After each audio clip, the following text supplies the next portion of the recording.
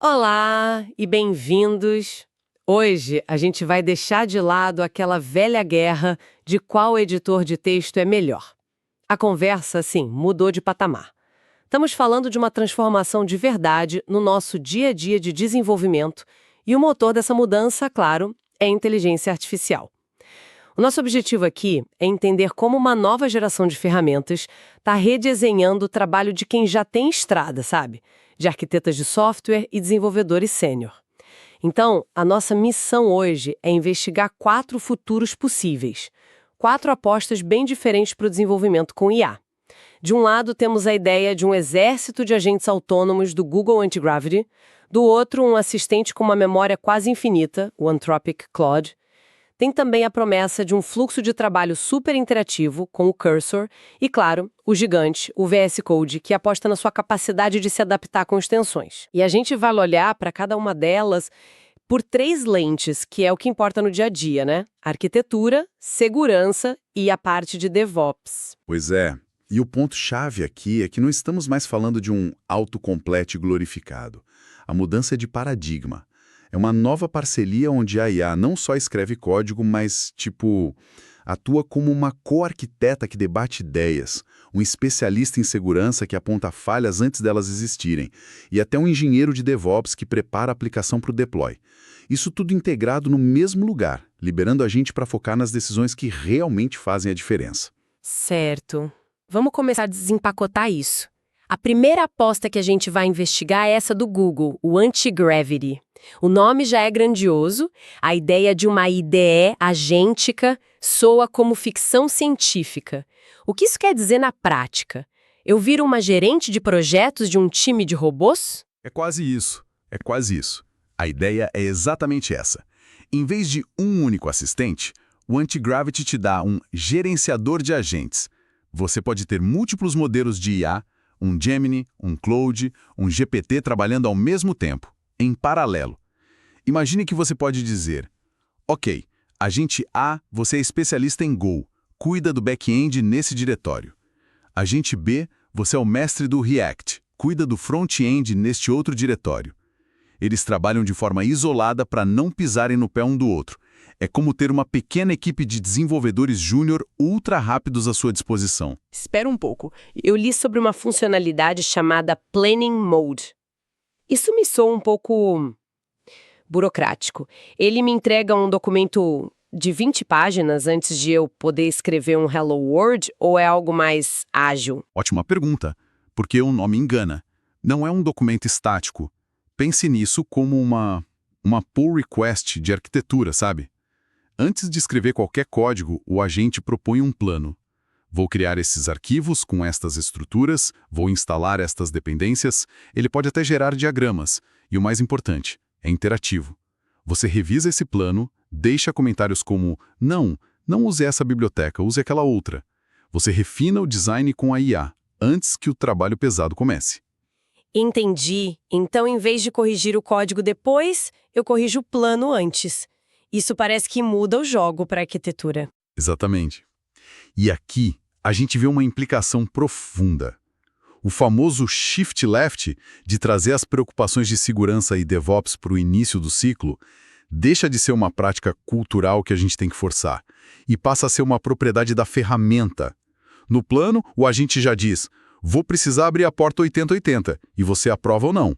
Ele já sugere: vou implementar a sanitização de input para prevenir XSS, seguindo a recomendação do OASP. A segurança e o DevOps viram parte da especificação inicial, não uma camada que a gente adiciona no final. E tem um detalhe que eu achei incrível.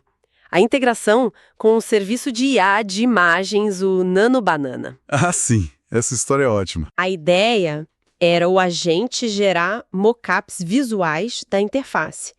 Mas nos testes o serviço de imagem falhou. Em vez de travar e dar um erro, o agente percebeu o problema e, por conta própria, gerou um protótipo funcional em HTML e CSS como alternativa. Ele não só falhou, ele encontrou um plano B sozinho. Isso não é um pouco assustador? Ter um agente tomando decisões criativas assim? É a fronteira que estamos explorando. Mostra uma capacidade de adaptação que vai além da simples execução de tarefas. Ele entendeu a intenção por trás do pedido, que era me dê uma prévia visual, e encontrou outro caminho para cumprir a missão. É o que diferencia um executor de um verdadeiro colaborador. Ok, então o Anti-Gravity soa como gerenciar uma equipe de IAs júnior super rápidos. Mas e se o meu problema não é ter várias tarefas pequenas, mas uma única gigantesca? Tipo, refatorar um monolito legado de centenas de milhares de linhas. Uma equipe de agentes se perderia aí. É aqui que entra a filosofia do cloud, né? Um único arquiteto sênior com memória fotográfica. Perfeita a analogia. O superpoder do Cloud Code não é ter vários agentes, mas ter um cérebro só com uma janela de contexto absurda, de até 200 mil tokens. Para dar uma ideia, isso é equivalente a ler um livro de umas 500 páginas, de uma vez só. Em vez de olhar para um arquivo de cada vez, ele consegue ler e entender a base de código inteira, com todas as suas interdependências. E na prática, o que isso permite? Refatoração em larga escala é o principal caso de uso. É o mais impressionante. Pega um exemplo clássico. Você tem um projeto antigo que usa o padrão Active Record e decide que, por performance, quer migrar tudo para o padrão Repository. Fazer isso na mão é um trabalho de semanas, talvez meses, e um convite a bugs. Com o Cloud, você pode fornecer toda a base de código como contexto e dizer: refatore este projeto para usar o padrão Repository, seguindo este exemplo. E ele faz, mantendo a consistência. Eles também falam muito dessa IA constitucional. Isso só é um nome de marketing bonito ou tem um efeito prático real na qualidade do código? Eu posso confiar que o código que ele gera para, sei lá, autenticação vai ser robusto de verdade? Tem um efeito bem prático, sim. A IA constitucional é um método de treinamento onde o modelo é alinhado com um conjunto de princípios, incluindo o de gerar código seguro por padrão. Então, se você pede uma função de login, ele não vai simplesmente criar os campos. Ele vai, por conta própria, sugerir o uso de hashing forte, como bcrypt, para armazenar a senha. Ele age como um especialista em segurança proativo. Interessante. Mas tem alguma desvantagem? Parece bom demais para ser verdade. Claro que tem. A primeira é o custo. Processar 200 mil tokens para cada refatoração pode se tornar caro rapidamente. A segunda é que às vezes ele pode sofrer de uma certa preguiça, sabe? E não usar todo o contexto se a sua instrução não for muito precisa. E por ser tão focado em segurança, ele pode ser um pouco certinho demais, adicionando complexidade que talvez não seja necessária para um script simples. É um trade-off. E como ele se encaixa em DevOps? Além de gerar um arquivo de pipeline, que hoje quase todos fazem. O mais legal aqui são os hooks e subagentes locais. Você pode configurar o Cloud no seu editor para, por exemplo, antes de cada commit, ele automaticamente rodar o linter, os testes unitários daquele trecho de código e até uma análise de segurança. Então, em vez de esperar o pipeline de CI/CD quebrar lá no servidor... Ah, então você tem um mini CI rodando na sua máquina. Exato. O feedback é quase instantâneo. Isso acelera o ciclo de desenvolvimento de uma forma absurda. Certo. Então já vimos a abordagem de equipe de agentes e a de arquiteto onisciente. Mas e a experiência do dia a dia? O fluxo de codificar? Parece que o Cursor aposta todas as suas fichas nisso, com essa ideia de vibe coding. O que diabos é vibe coding? Pois é, vibe coding é o termo que eles usam para descrever uma experiência de desenvolvimento que é extremamente fluida, onde a IA está embutida de forma quase invisível. O Cursor também é um fork do VS Code, mas ele foi reconstruído para ser AI first.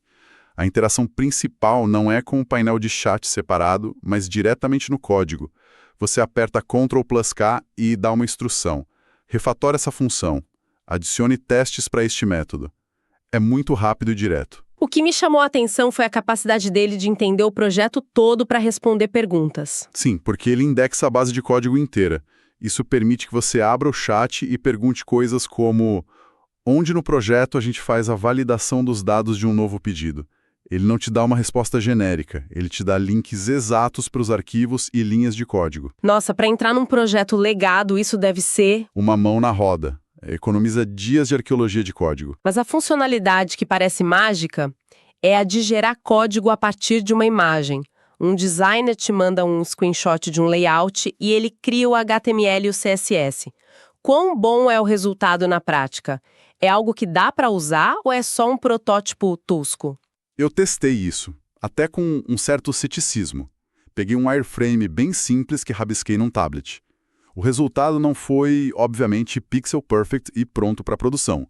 Mas em menos de 1 minuto, ele me entregou toda a estrutura de componentes, as divs, as classes CSS básicas. Ele entendeu que havia um cabeçalho, um menu lateral, uma área de conteúdo com cards. Me economizou fácil 1 hora daquele trabalho inicial repetitivo. É um ponto de partida absurdamente bom. E a parte de segurança no Corso, como funciona? A beleza aqui é a integração. Ele funciona perfeitamente com extensões que a gente já usa e confia, como o Snyk ou CodeQL. O fluxo de trabalho fica muito ágil. A extensão do Snyk aponta: alerta, possível SQL injection aqui. Antigamente você ia pesquisar, entender, reescrever. Agora você seleciona o bloco, aperta Ctrl+K e digita. Corrige essa vulnerabilidade. E pronto. A barreira para escrever código seguro despenca. Exatamente, porque a correção está a um comando de distância. Ok, todas essas ferramentas são, de alguma forma, baseadas no VS Code ou se integram a ele? A pergunta que não quer calar é: o rei ainda está no trono. O VS Code puro, com seu ecossistema gigante, ainda consegue competir? Essa é a grande questão. E eu diria que a força do VS Code está justamente em não ter uma única filosofia de IA. Ele é o canivete suíço, a plataforma modular. Ele não te força a usar um time de agentes ou um modelo com contexto gigante. Ele te dá as peças para você montar o seu ambiente ideal. Me dá um exemplo de um fluxo de trabalho que só seria possível nessa abordagem modular do VS Code, combinando diferentes extensões. Imagina um cenário clássico e estressante. Um bug bizarro que só acontece em produção. Com VS Code, você pode usar a extensão Remote SSH para se conectar diretamente a um servidor de staging, que é uma réplica da produção. A partir daí, o seu VS Code não está mais rodando na sua máquina. Ele está rodando lá no servidor. Entendi. Aí você abre o GitHub Copilot Chat e cola o erro do log perguntando, baseado no código deste projeto que está rodando aqui, o que pode estar causando isso? Você combina acesso remoto, depuração ao vivo e a inteligência de um assistente de IA, tudo na mesma interface. Essa sinergia de ferramentas maduras e especializadas é algo que as outras soluções ainda não conseguem replicar com a mesma profundidade. Faz todo sentido. Então, para amarrar tudo, o que a gente tem são 4 filosofias bem distintas. A orquestração de uma equipe de agentes do Antigravity, o raciocínio em escala de um arquiteto sênior com o Claude, o fluxo de trabalho interativo do Cursor e o ecossistema modular e personalizável do VS Code. A escolha certa parece depender totalmente do tipo de projeto e do seu estilo de trabalho, né? Exatamente. Mas o fio condutor, a grande história por trás de todas elas, é a elevação do nosso papel como desenvolvedores. A IA está assumindo de forma competente o trabalho repetitivo, a geração de boilerplate, a correção de bugs simples. Isso muda a nossa unidade de trabalho. Em vez da gente pensar em funções e classes, a gente começa a pensar em sistemas e produtos. A IA lida com a implementação granular e nós, com a intenção estratégica, com a arquitetura complexa, com os desafios de negócio que exigem criatividade de verdade. Isso nos deixa com uma reflexão final para quem está nos ouvindo. À medida que a IA se torna capaz não apenas de escrever o código, mas de propor arquitetura, realizar os testes e gerenciar o deploy, quais serão as novas habilidades essenciais que vão definir um arquiteto ou uma arquiteta de software sênior daqui a 5 anos? O futuro do desenvolvimento pode ser muito menos sobre digitar código e muito mais sobre definir objetivos claros e saber fazer as perguntas certas para supervisionar sistemas inteligentes.